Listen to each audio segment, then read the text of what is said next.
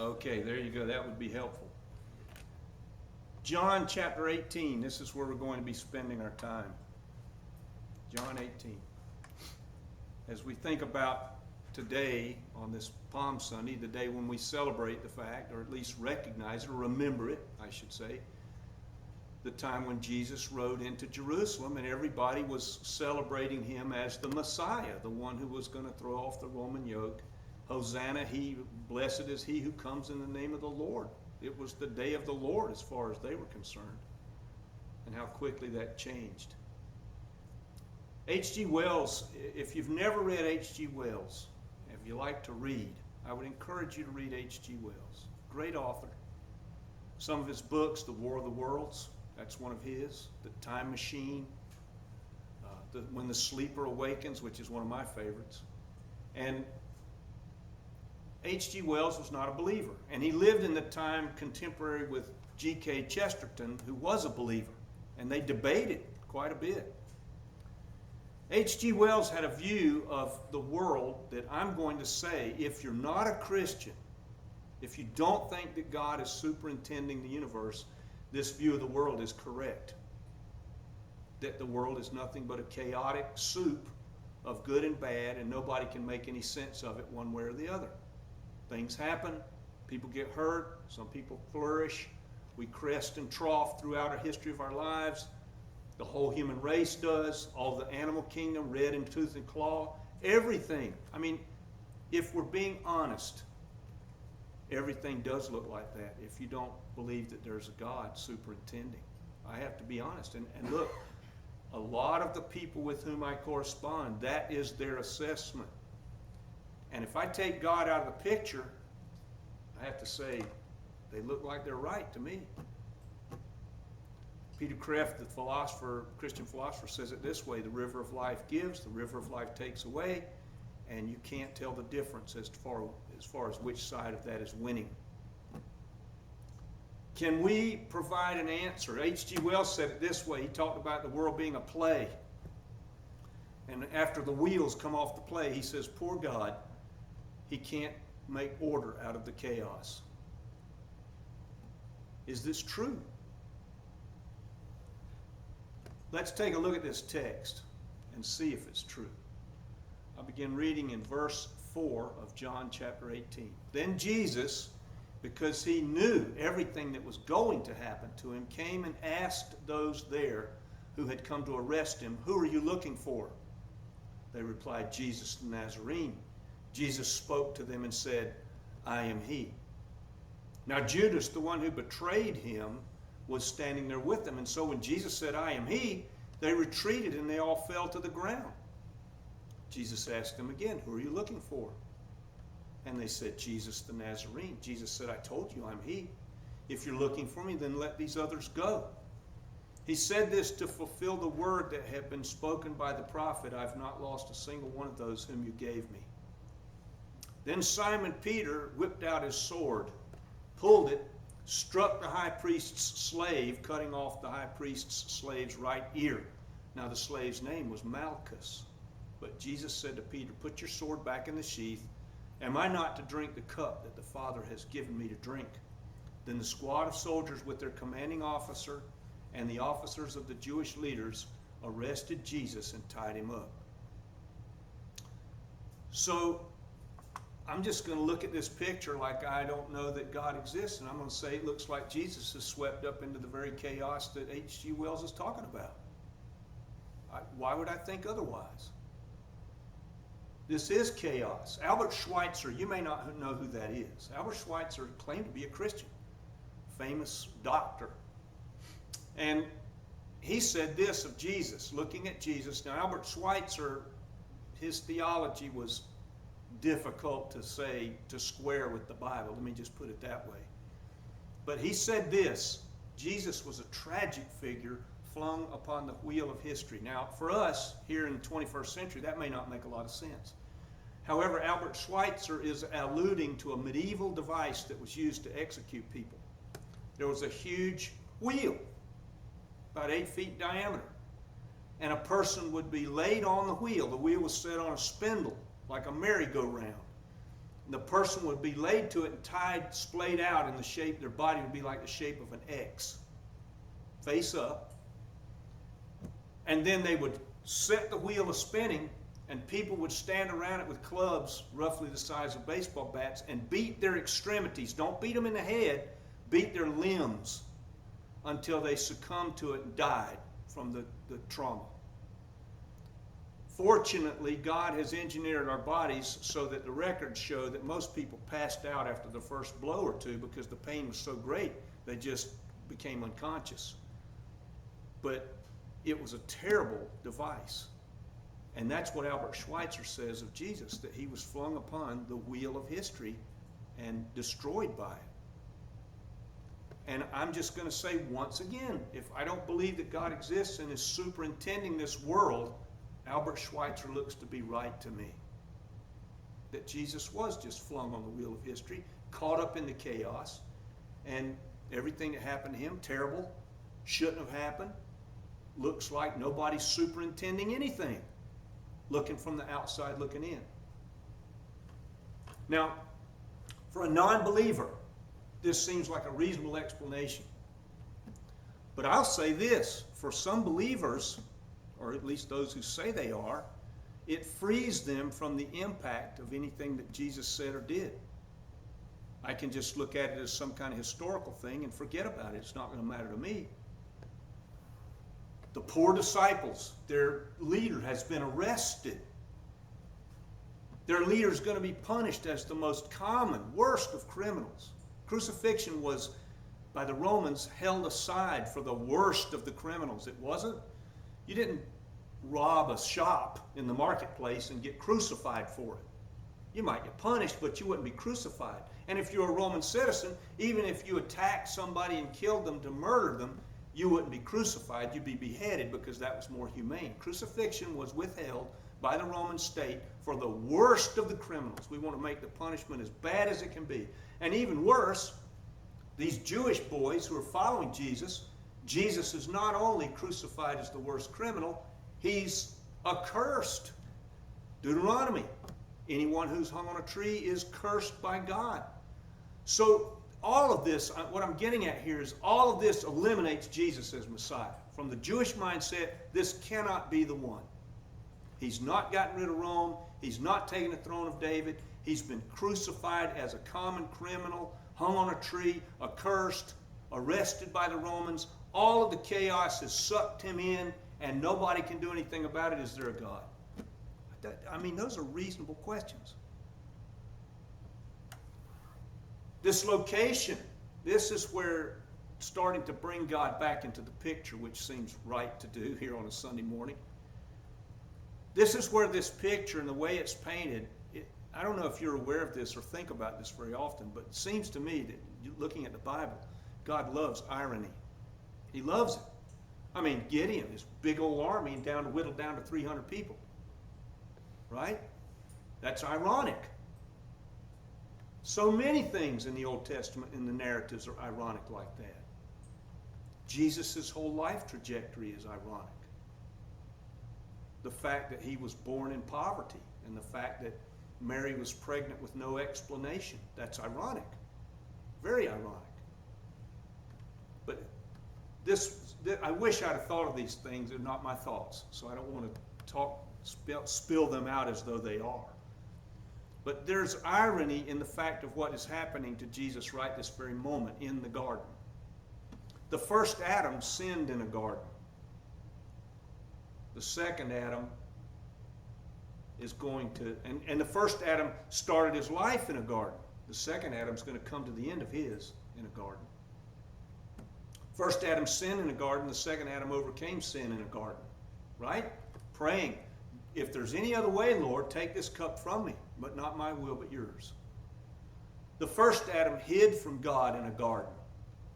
The second Adam showed himself to his enemies in a garden, openly. And in Eden, there was an angelic sword drawn that kept the humans from coming back in to eat of the tree of life so that in their sinful fallen condition they could live forever. Can't have that. So there was a flaming sword given to an angel to keep them back. But in Gethsemane, Peter's sword was put back in its sheath. This moment was preceded by prayer, which John doesn't really deal with very much, but Mark does. Mark says that Jesus repeatedly fell to the ground in prayer.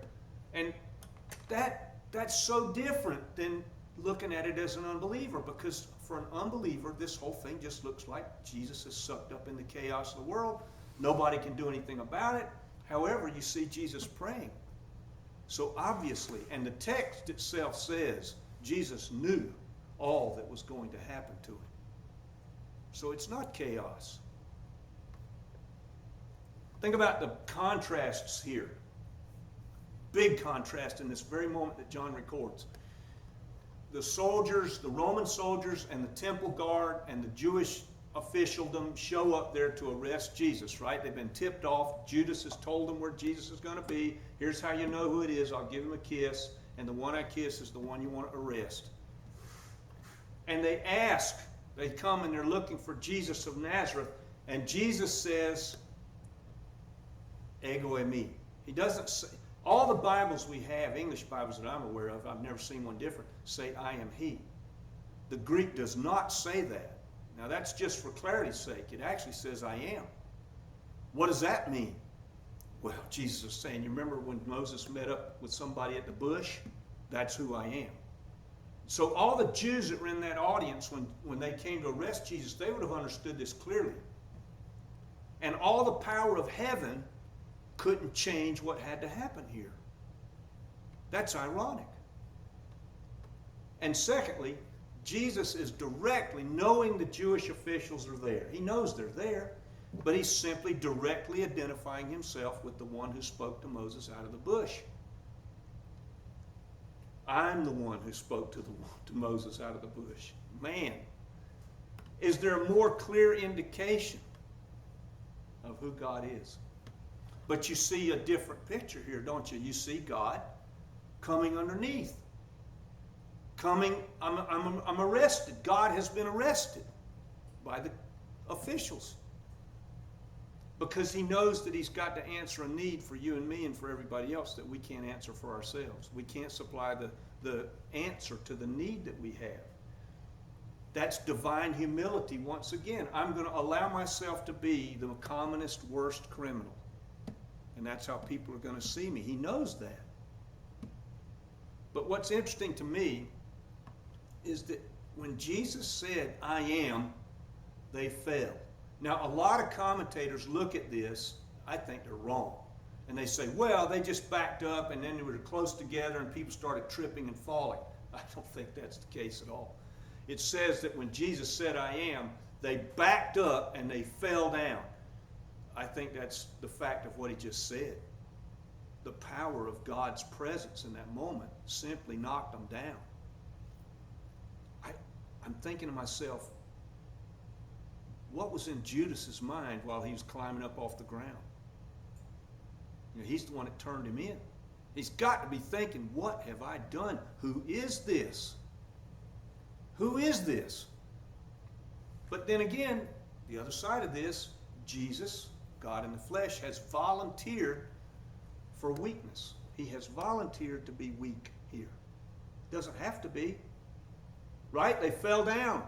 There's your evidence that this is something very different than just the Nazarene rabbi that's been wandering around for the last 3 years. If a Nazarene rabbi that was a nobody had said, I'm he, or I am even, they wouldn't have fallen down. Something happened there. And this picture of volunteering for weakness is where I want to funnel this down today. You know, all of us in this room, all of us, me included, we like to think of ourselves as self-sufficient. All of us. Nobody likes to think of themselves as dependent. I mean, a lot of the Sunday school class we had were conversations about dependency. Nobody likes that. Everybody wants to think themselves to have, maybe we've set aside the income and now we can live off of it. That's all good. I'm not saying any of that's bad. What I am saying is there's an illusion there for all of us. And that is that we actually are self-sufficient. And you know, that feeling, that thought of being self-sufficient may be something that God can't use. I mean, look at Jesus. Who's more self-sufficient than that? And yet he is submitting himself to be reduced, to be chopped down from the pedestal of being Jesus the Nazarene to being Jesus the worst criminal in the Roman Empire. We like to talk in the Christian community, we have for as long as I've been a believer. We say, oh, God's got a plan for your life, or God's got a plan for my life. We love that kind of language because it feels good, right? It's nice to think that God's got a specific plan for each of us to live out. If we'll just discover what that is, things are going to be great. We talk about life that way. We think of life as being better if we live according to God's plan. I'm not saying it won't be, but I'm thinking something seems a little cranky there with the idea that God's got a plan just for rip. I don't think he does. I think he's got a plan. My job is to find out how I can fit into it. And if anybody thinks that there's just this certain plan for our life and that obeying that certain plan is going to make life better, I don't think they're taking this particular text very seriously. Here's the maker of the universe in the flesh. Things aren't going to get better for him at all. And yet, it's exactly what God wanted for him. I remember when I did the debate in 2014, I don't know if I shared this with you all. I may not have, or maybe I did. I don't remember. It's been how many years now? 9. I remember sitting on the stage with my opponent and his wife for a good 45 minutes to an hour before anybody was really coming in. We were just opening the doors to the auditorium and people were coming in. And they had, and I think this is admirable, they had gotten there early because they were coming all the way from Eastman, and when you drive some distance, you want to allow for things to happen, so nothing happened, and they got there early, way early. Well, there were a bunch of believers on the porch. There was my opponent, his wife, and several of their entourage that had come together, who were all atheists. And then there were several believers who had come early, because a lot of people like to be early for stuff, and they'd stand on the porch. And they met him, and they found out who he was and what he was there for and what his friends were there for. And, of course, they started having their own debate right there on the steps. But I don't know if you remember the article that appeared in the paper at that time prior to the debate, where a woman had written into the editorial page and said, this guy, Rip Snow, ought to not even allow the atheist on stage with him. You remember that? So here's what Matt and his wife told me as we were waiting for the doors for people to get in. He said, I stood on the steps of the auditorium waiting for the doors to be unlocked with my friends. He said, after a little while, your brethren, speaking of all the believers who had gathered, they belittled us just for being there near them. Now, I don't know how that went. I wasn't there. I don't know how bad it was. I don't know what was said. But the fact that he said that means something. Something happened. And then he said this. He said, you say Jesus is the way, but it looks to me like it's going in the wrong direction. And that was based on the behavior of the people that stood with him on the porch.